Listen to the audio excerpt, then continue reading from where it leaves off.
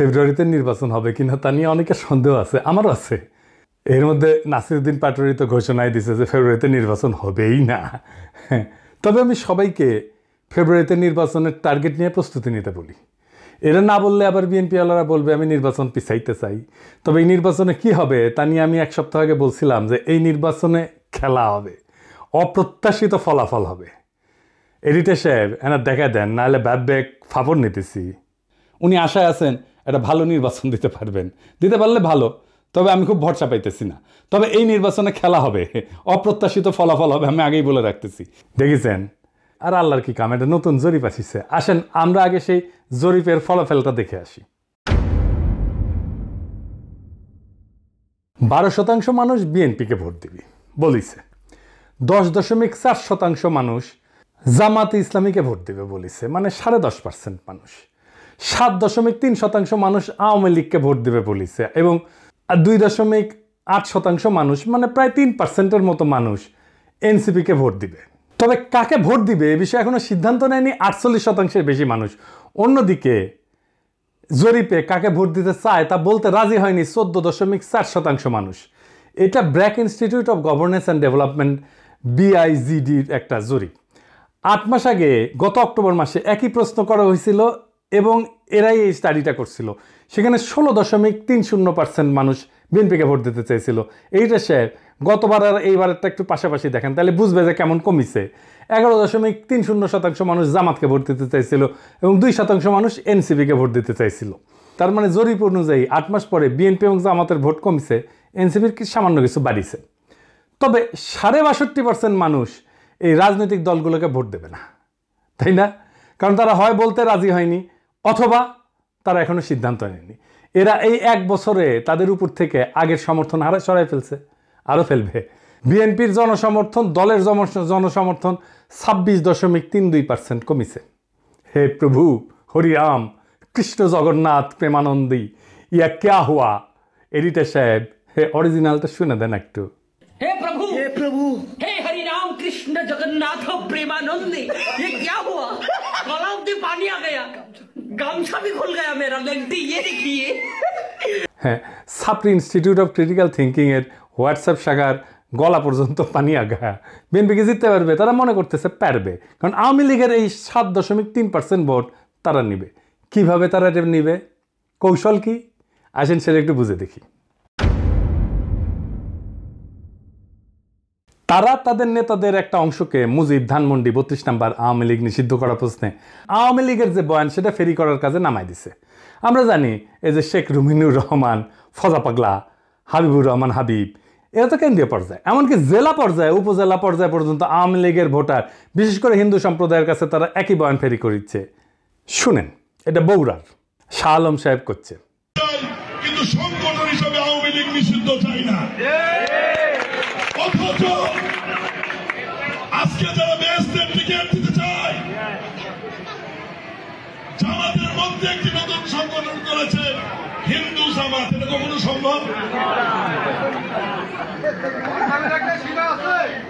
তারা এবং নতুন একটি রাজনৈতিক দল মিলে 3 দিনের ভূমি আন্দোলন করে স্বাধীনতার নেতৃত্ব করে একটি রাজনৈতিক দল, বাংলাদেশের সবচেয়ে পুরনো একটি রাজনৈতিক দল, সেই দলকে বাংলাদেশে নিষিদ্ধ করেছে, যেটা রাজনৈতিক ভাবে সঠিক সিদ্ধান্ত হয়েছে বলে আমি বিএনপির একজন কর্মী হিসেবে মনে করি না।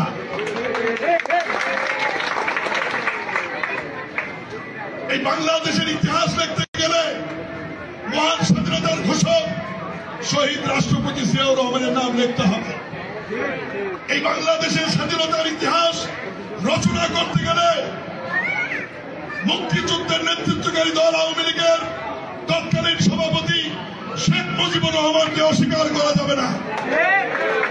এই 2 নেতাকে অস্বীকার করে নতুন বাংলাদেশ বিনির্মাণের কথা বলে, তো তাতে হয়তো এই 7%-এর 4-5% ভোট পাইতেও পারে, কিন্তু এটা পাইতে গিয়া আরো 8-10% নিজস্ব ভোট সে হারাবে। তাহলে আসলে রাষ্ট্র ক্ষমতায় কে যাবে? আপনারা বুঝতে পারতেছেন যে যারা এখনো সিদ্ধান্ত নেয়নি কাকে ভোট দেবে এবং যারা বলতে চায়নি, তারাই আসলে ঠিক করবে কারা রাষ্ট্র ক্ষমতায় যাবে। তো যাই হোক, এইটা আলোচনাটা বিস্তারিত আসার আগে বিএনপি দলটা কিভাবে ফাংশন করে সেটা একটু বুঝাই। তাইলে এই যে কেন এই রুমিনুর রহমানরা এই কাজ করে এটা বুঝতে পারবেন, এবং কিভাবে তারেক রহমানের নিরঙ্কুশ নিয়ন্ত্রণ নিশ্চিত হয় দলের মধ্যে এটা বুঝতে পারবেন। আর এই পদ্ধতিটা বিএনপির সবচেয়ে বড় দুর্বলতা। আমি এটা বিএনপির সাথে কাজ করতে করতে গিয়ে আবিষ্কার করেছি। আসেন দেখি এটা কেমন। বিএনপিতে দুইটা কাজ করে। এক, সোশ্যাল কনফ্লিক্ট, যেটা সমাজে যে দ্বন্দ্বটা আছে সেটাকে ইন্টারনালাইজ করে ফেলে, মানে সেটা নিজের ভিতরে ঢুকে ফেলে, দলের ভিতরে ঢুকে ফেলে। মানে ধরেন সমাজে আওয়ামী লীগের রাজনীতি চলবে কিনা, এটা নিয়ে একটা দ্বন্দ্ব আছে, তো সেটাকে সে দলের মধ্যে নিয়ে ফেলে। আওয়ামী লীগের রাজনীতি করা উচিত এমন একটা দল তৈরি করে নিজের দলের মধ্যে এই মত প্রচার করবে, আর তার বিপরীতে আরেকটা দল তৈরি করে যারা ভিন্ন মত প্রচার করবে। এটি হইতেছে এক্সটার্নাল কনফ্লিক্টকে ইন্টারনালাইজ করা। কি সুবিধা পায় এতে? সে মনে করে যে এক্সটার্নাল যে কনফ্লিক্ট এটা তো ম্যানেজ করা ডিফিকাল্ট, এক্সটার্নাল কনফ্লিক্টকে আমি যদি ইন্টারনাল করে ফেলি সেটাকে আমি কন্ট্রোল করতে পারবো ইজিলি, কারণ আমি তো নেতা, আমার কথা দুই পক্ষই শুনবে। তো আমি এই আলোচনাটা দলের মধ্যে থেকে করব এবং আমি এটাকে নিয়ন্ত্রণ করব। বুঝতে পারছেন? মানে সমাজের যে বিতর্ক সেটা আমি নিজের দলের ভেতরের একটা ইন্টারনাল বিতর্ক করে ফেলবো। দলের ভেতরে যদি আমি ইন্টারনাল, সমাজ তো আমার কথা শুনে না, তো দলের ভেতরে যদি আমি ইন্টারনাল কনফ্লিক্টটা নিয়ে আসি তাহলে দলের লোক সবগুলো আমার কথা শুনতে বাধ্য হবে। আর একটা বিষয় হইতেছে যে এরা একজনকে আরেকজনের পিছনে লাগিয়ে দেয়। এই যে কনফ্লিক্টটা দলের ভেতরে নাই সেটা তৈরি করে। আমাকে এই যে ওয়াহিদুজ্জামান অ্যাপোলো একদিন বলে ফোন মেরা যে বিএনপির অনেক লোক বলে যে আপনি রয়ের এজেন্ট। হ্যাঁ, তার মানে কি বুঝেছেন? তো তার মানে এটাই যে শুনে হয় আমি বিব্রত হব বা সংকুচিত হব বা ভয় পাবো, এবং আমি একটা আশ্রয় খুঁজবো, এবং আমাকে এমন একটা মহাশক্তির কাছে পাঠাবে যে আমাকে আশ্রয় দেবে, অথবা সেই আশ্রয় দেবে। তার মানে বুঝেছেন তো? বা সেই বলবে আরে ব্যাপার না, আমি দেখতেছি, আমার উপরে ছেড়ে দেন। হ্যাঁ, তো সে তার দলের লোকদের উপর আনুগত্যটা কেনে, তারা এটা চাপে ফেলা, ভয় দেখায়, আনুগত্য আদায় করে। এটা বিএনপির কৌশল। যাই হোক, এই যে এক্সটার্নাল কনফ্লিক্টটাকে ইন্টারনালাইজ করে ফেলা, এটা তার নির্বাচনে আওয়ামী লীগের ভোট টানার একটা কৌশল। তো যাই হোক, এখন এই যে নির্বাচনী জরিপ, এটার প্র্যাকটিক্যাল ফলাফলটা কি? প্রথম ফল হইতেছে বিএনপি আগামী সরকার গঠন করতে পারছে কিনা এটা বিরাট সন্দেহের মধ্যে পড়ে গেল। ধরেন এনসিপি আর জামাত ঐক্য হইল, ওইদিকে বিএনপি নিজের ভোটের সাথে আওয়ামী লীগের ভোট আর জাপার ভোট মিলে একটা হাড্ডাহাড্ডি লড়াই হইল। তাও কি বিএনপি বা এনসিপি জামাত ক্ষমতা আসতে পারতেছে? না, পারতেছে না।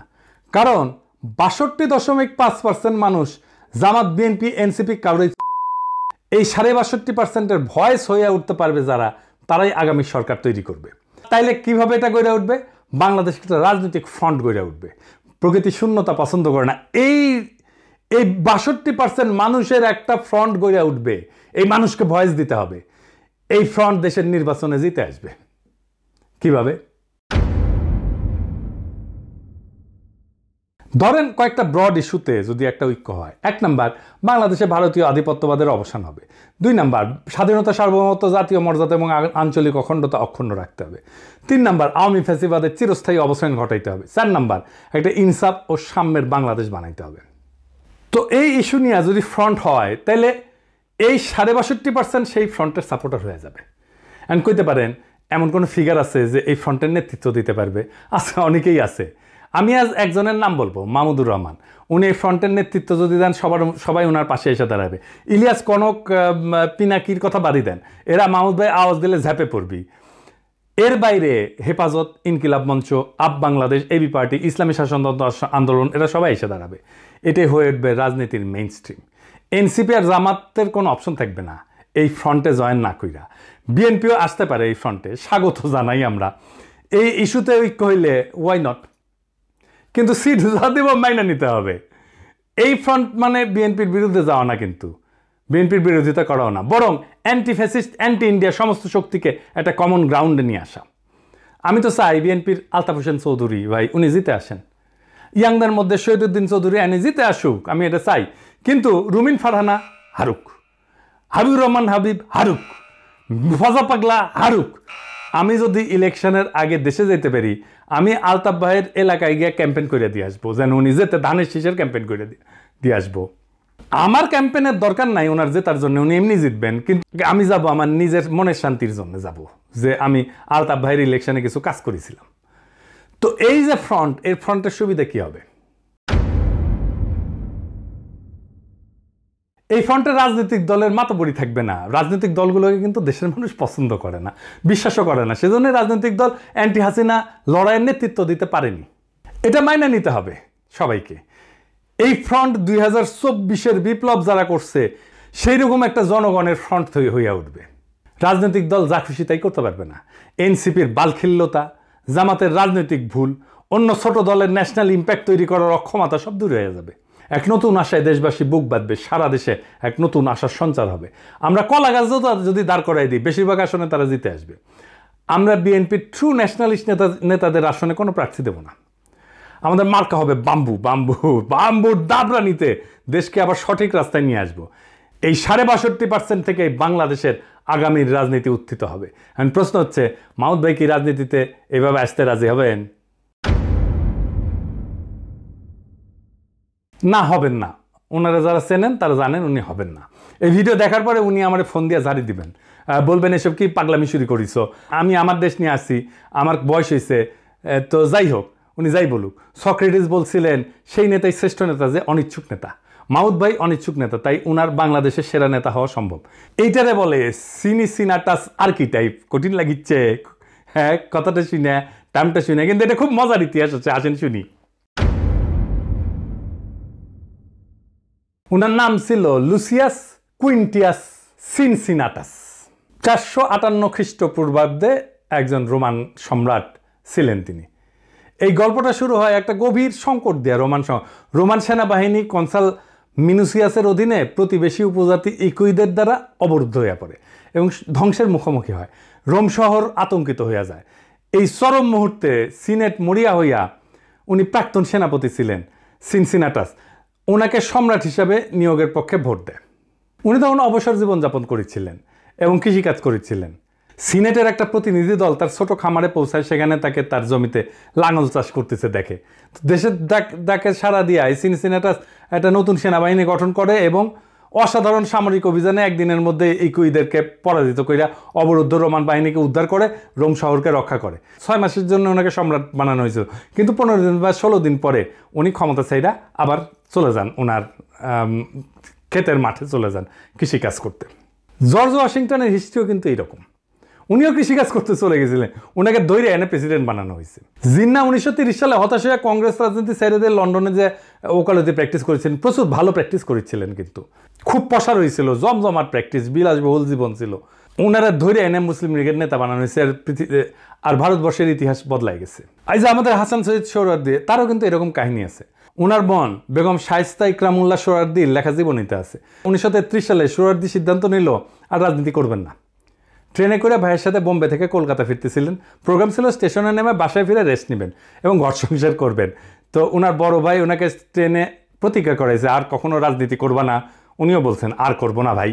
তো যাই হোক, হাওড়া স্টেশনে নামার সাথে হাজার হাজার মানুষ ওনাকে ঘিরে ধরে আল্লাহু আকবর, সোহরাওয়ার্দী জিন্দাবাদ স্লোগান দেওয়া শুরু করে। ওনার মাথায় নিয়ে মিছিল করা শুরু করে। কাম শেষ, উনি রাজনীতিতে স্থায়ী হয়ে যান। ইতিহাস বদলে যায়। আমার উপরে ছাইরা দেন, দেশের মানুষ যদি তৈরি থাকে তাহলে মাহমুদ ভাই আসবেন এই দায়িত্ব পালন করতে। আর কারা থাকবেন না আমার কইলাম না, কইলে এখনই লাভ দিয়ে উঠবেন। আমি বলছিলাম অপ্রত্যাশিত ঘটনা ঘটবে, সেই ঘটনার জন্য তৈরি হন, আমরা ইতিহাস সৃষ্টি করব অচিরেই। বাংলাদেশের রাজনীতি এখন এক সন্ধিক্ষণে দাঁড়ায় আছে। 62% মানুষের নীরবতা, এটাই আসল শক্তি, এটাই আগামী সিদ্ধান্ত গ্রহণকারী হাত। তারা কারো অন্ধ অনুসারী না, বরং তারা খুঁজতেছে এমন একটা প্ল্যাটফর্ম যেখানে থাকবে আত্মমর্যাদা, সার্বভৌমত্ব, ইনসাফ আর সাম্যের নিশ্চয়তা। ইতিহাসে আমরা বারবার দেখছি, যখন জাতি প্রস্তুত তখন নেতার আগমন অনিবার্য হয়ে যায়। সিনসিনাটাসের মতো, জর্জ ওয়াশিংটনের মতো, জিন্নার মতো, সোহরাওয়ার্দীর মতো। সেই নেতা হয়তো এখনো মাঠে নাই, কিন্তু মুহূর্তে আসলেই ইতিহাসের পাতা থেকে উঠে আসবেন তিনি। আমাদের করণীয় একটাই, নিজেদের প্রস্তুত করা, মানুষের মনে আশার শিখা জ্বালায় রাখা এবং সেই 62% মানুষকে এক কণ্ঠে, এক পতাকার নিচে, এক স্বপ্নে ঐক্যবদ্ধ করা। এটাই হবে বাংলাদেশের নতুন ভোর, নতুন সূর্যোদয়। এটাই হবে সেই মুহূর্ত যখন আমরা ইতিহাসের বইয়ে নিজেদের নাম লিখব, শুধু দর্শক হিসাবে না, বরং সক্রিয় অংশগ্রহণকারী হিসাবে, রাজনৈতিক এজেন্সি হিসাবে, রাজনৈতিক শক্তি হিসাবে তৈরি হন। সময় আসছে আবারও 2024-এর মতো, ইতিহাস ডাক দিচ্ছে নতুন ইতিহাস লেখার। সেই ইতিহাস আমরা লিখব একসাথে। ইনকিলাব জিন্দাবাদ।